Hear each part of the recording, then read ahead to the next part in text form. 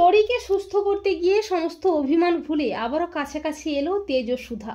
হ্যাঁ বন্ধুরা, আমরা এমনটাই দেখতে পাবো শুভ বিবাহ ধারাবাহিকের আগামী পর্বগুলোতে। সুধার উপর অভিমান করে জেদ করে সুধাকে কষ্ট দিতে ঈশিকাকে বিয়ে করতে রাজি হয় তেজ। তেজ সুধাকে বিয়ের ইনভিটেশন কার্ড দিয়ে বলে, আমাদের বিয়ের রিসেপশনের সমস্ত দায়িত্ব আপনার কোম্পানির ওপরই দিতে চাই মিস রুক্মিণী ম্যাডাম। তেজের বিয়ের কথা শুনে সুধার খারাপ লাগে, কষ্ট হয়, কিন্তু নিজের পরিচয় গোপন রাখতে অভিমান কষ্ট বুকে চেপে রেখে রাজি হয় বিয়ের দায়িত্ব নিতে। কিন্তু তরি বলে, আমি আমার মামামের সাথেই হিরো আঙ্কেলের বিয়ে দেবো। তরি তেজকে বলে, হিরো আঙ্কেল তোমার পাশে না ওই ঈশিকা আন্টিকে মানাচ্ছে না, তোমার পাশে আমার মামামকেই মানাবে। আর আমি জানি তুমি আমার মামামকে খুব ভালোবাসো।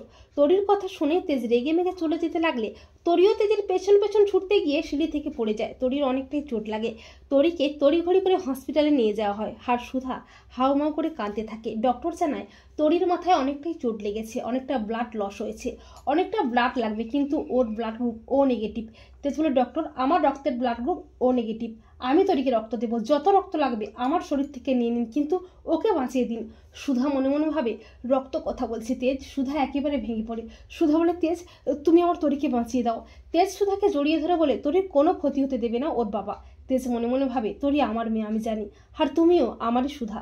তুমি আজকের দিনে আর নিজেকে লুকাতে পারোনি, তবে তুমি চিন্তা করো না, তোমার তরিকে তোমার কোলে ফিরিয়ে দেবে এই তেজ বসু মল্লিক।